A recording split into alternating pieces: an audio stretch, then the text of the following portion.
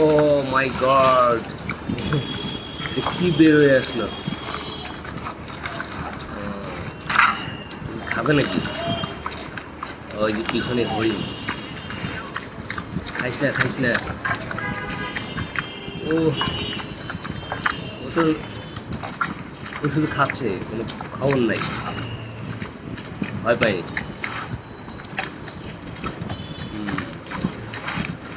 হয়তো খেত কিন্তু অনেক বড়, সে ছোট কোনো প্রাণী চাচ্ছিল। সে চিন্তা করলো সে তার থেকে একটি ছোট প্রাণী চাচ্ছে। এরা তো গিলে গিলে খায়। বাবা বাবা, কি ভয়ঙ্কর অবস্থা।